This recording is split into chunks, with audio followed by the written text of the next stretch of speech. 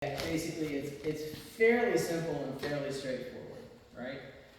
I'm going to make her sit. I'm not going to tell her to sit. I'm just going to wait until sit happens. Because if I want her to go to a specific location, I'm going to lead her to that spot, and I'm going to keep her there. That's what stay is, right?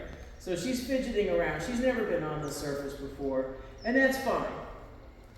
She kind of wants to explore. We're not really giving her much of an opportunity. I'm waiting for her to relax. You see she's poised on one hip.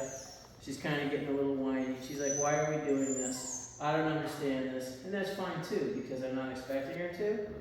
When she stops fighting,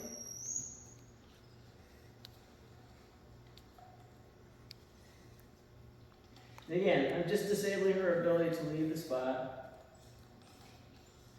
I never walk out of that leash first. There we go. She sits. Good girl. Right? I simply say stay. Just like that. And I hold her in a position. She doesn't get to leave the spot right away.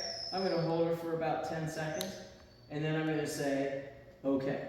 And take her off the spot. The point of stay is to keep the dog in a fixed position for a finite period of time.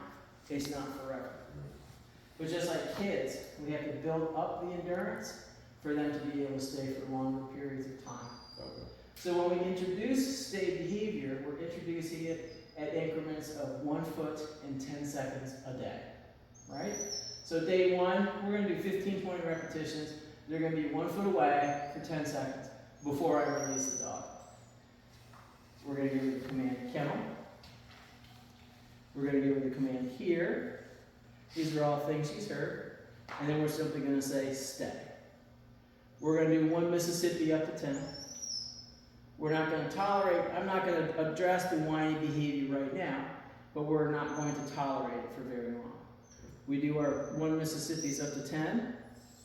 If she fights, we don't reset the clock. The dog owes us the balance of the exercise. So if she broke at 7 seconds, she still owes me about 3, right? We're not going to allow frustration. And again, the original command was here, which is to me. So I'm going to turn her physically, and I'm going to make that happen.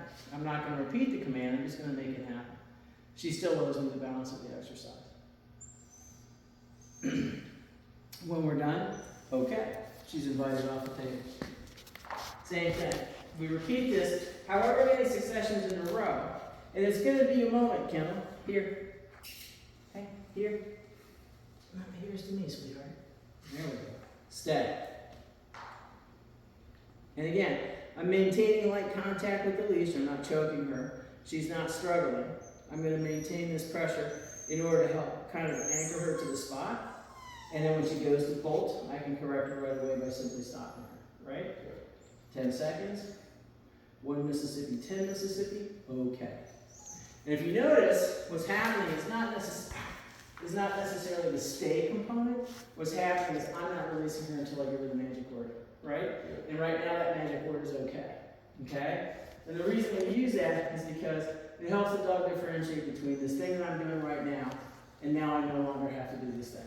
So it doesn't mean you're free will and you can do whatever you want. It just means we're done with this repetition. We're going to repeat another one, okay? Take her back to the table, count. Reverse her here. Makes it happen. Step. Yes. Good girl.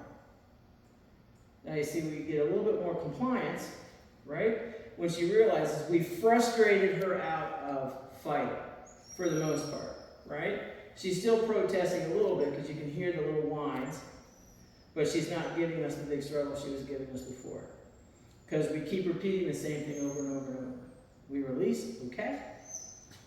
Right? And return. Count.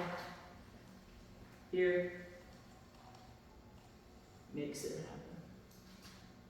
Stay. I don't care that she didn't see my hand give the command. I know her ears work. That's all that matters. What she's not allowed to do is escape. So again, got 10 seconds. We wait. Do our 1 Mississippi's.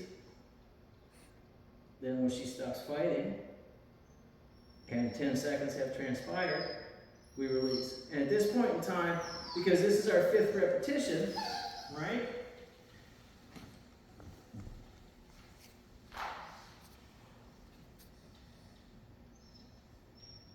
We get to make that happen.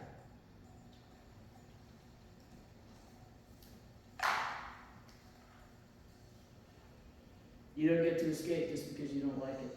Thank you. Very good. Okay. Right? So she put up a big protest that time.